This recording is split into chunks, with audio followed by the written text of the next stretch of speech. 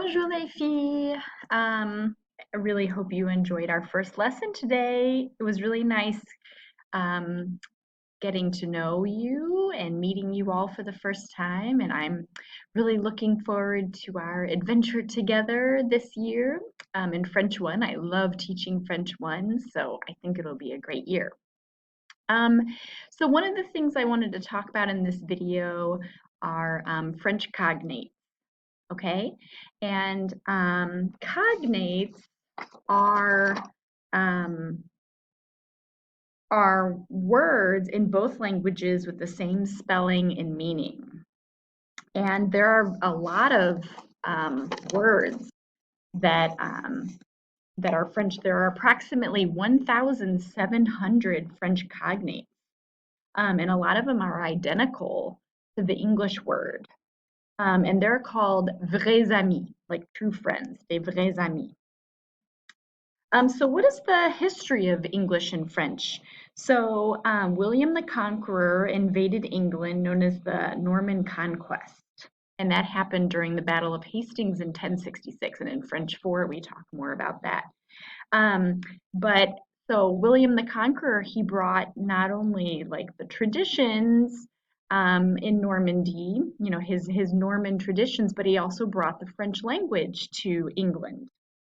And so French became the official language of education, politics, and administration in England, and it remained that way for over 600 years. So that's why there are so many, you know, cognates in the languages. And you can use French cognates to help you learn French. Because it can be really overwhelming when you first start to learn like another language. You know, it can be really overwhelming. But luckily, French is actually one of the easier languages for English speakers to learn because of all the cognates. Um, so, yeah, just keep in mind that like 30% of all words in English are actually derived from French. So it's just this massive list of like cognates, and you can use cognates to help you, like when you're studying, when you're reading, when you're doing homework, to help you deduce meaning from the context.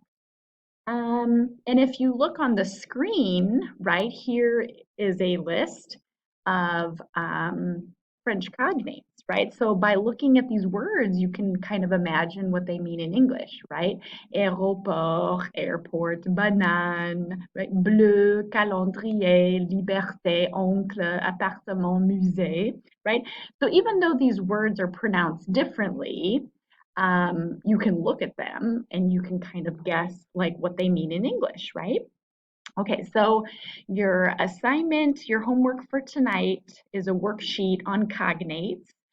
Just follow the directions and put your answers in OneNote, and you will be amazed at how much French you already know. So it's very exciting, right? Okay, so I'll see you a little bit later, and à bientôt, au revoir, salut!